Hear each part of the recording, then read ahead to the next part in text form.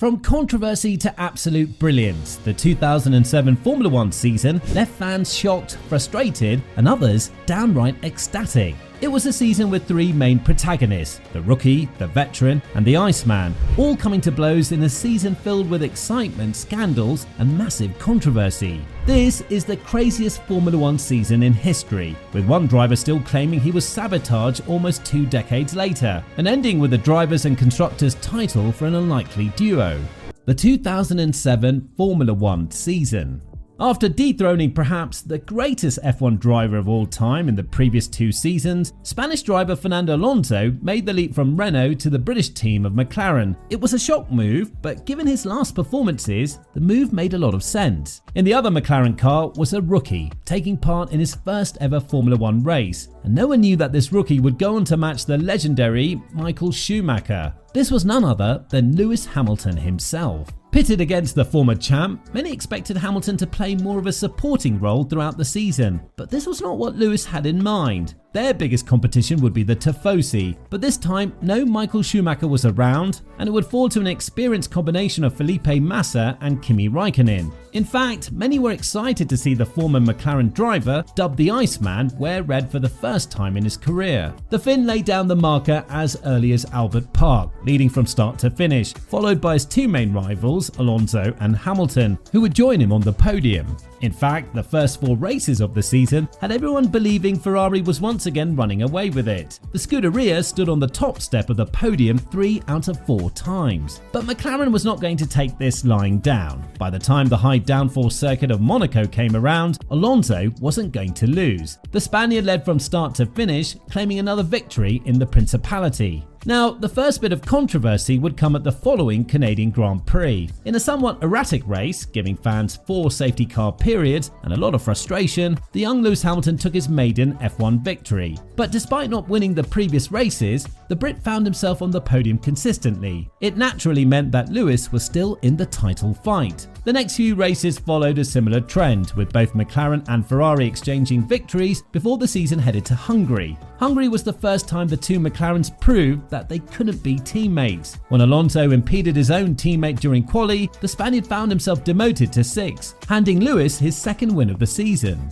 But something was brewing in the background of this incredible season. Just a few races later, and after Alonso and Massa exchanged victories at Turkey and Italy, something shocking and unexpected happened. Despite 5 races remaining in the season, Hamilton and Alonso looking dominant and McLaren leading the constructors, news broke that McLaren was disqualified from the Constructors' Championship, a move no one expected. If social media had been a thing, there would have been even more hatred than what the world saw after the 2021 Formula season. But we'll get to that in a bit. With 5 more races to go and Lewis Hamilton now in the lead of the championship, F1 became cool again. Perhaps it would be the first time a rookie could win the championship in his first season. With no more team orders and the constructors off the table, it was a straight shootout between Fernando and Lewis. Unfortunately, the youth of Hamilton became a factor, and a few mistakes would cost the Brit, only allowing him to win 1 of the final 5 races, whilst Kimi was converting each time he had the opportunity. The season culminated with a straight fight between 3 title rivals heading into the Brazilian Grand Prix.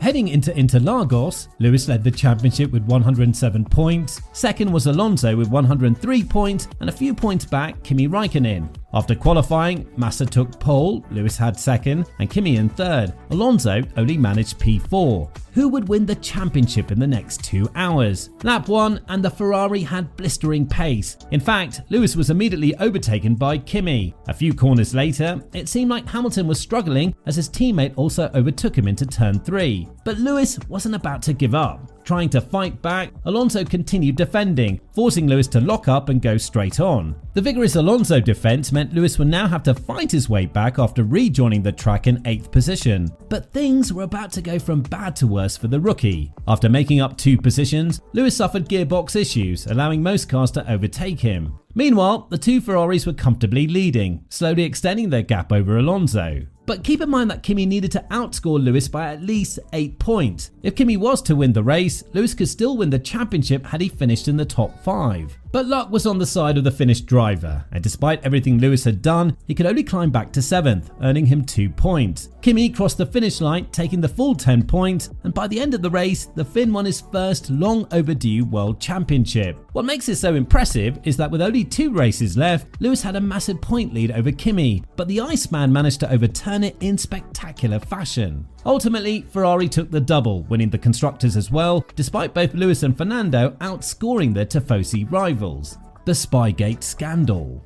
McLaren should have comfortably won the championship, but midway through the season, news broke of former Ferrari employee, Nigel Stepney, providing illegal technical information to McLaren. With the help of McLaren engineer Mike Coughlin and his wife Trudy, the former Ferrari Dream Team engineer was subject to an investigation. As police searched his home, they found numerous documents, which originated from the Maranello factory in Italy. The situation led to the immediate suspension, followed by the firing of Stepney, but the damage was already done. In fact, it was surprising to see the pace McLaren had through the first part of the season, which ultimately came from this incident. Renault also had a few questions to answer when it was discovered that the French outfit had confidential information about McLaren's 2006 and 2007 cars. But the team was no real threat in the championship, allowing it to slide under the carpet. Ultimately, McLaren was found guilty in a court of law and the team faced a hefty fine. Despite the fine, the team was also disqualified from the Constructors' title, handing it to Ferrari on a silver platter.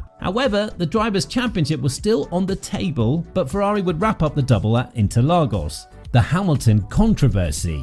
Despite it only being his rookie season, fans and pundits around the world truly believe that Lewis should have won his first championship on debut. One of the first season flashpoints suggesting sabotage for the Brit was in Hungary. Not only did Alonso destroy Hamilton's qualifying, but the Spaniard even tried to undercut his teammate, a recurring issue throughout the season. With tensions rising between the two teammates, allegations surfaced that Alonso threatened his own team. The Spaniard threatened to send email exchanges with McLaren test driver Pedro de la Rosa to the FIA, which ultimately opened this can of worms. In fact, Alonso would rather have both drivers and the team disqualified than allow a rookie to beat the wily old fox. Ultimately, the hatred and intra-team rivalry proved too much for McLaren, and it nearly sank the British Formula One team, who would hand Lewis his first championship victory the following season. This time, there would be no Fernando Alonso, and with the Spaniard returning home to Renault, no one was going to hold Lewis back. Once again, a controversial season, with title rival Felipe Massa still claiming foul play, but Lewis spectacularly won his first ever championship. Now, 2007 might have been a frustrating season for many fans, but it had everyone on the edge of their seats. The drama, tension, and downright ridiculous moves some made were very similar to the 2021 World Championship. This time, it would be Max Verstappen who sent Lewis packing, but proved just how exciting F1 can be when you have a few hyper-competitive drivers. Thanks for watching this video, and make sure to subscribe so you don't miss any other F1 videos.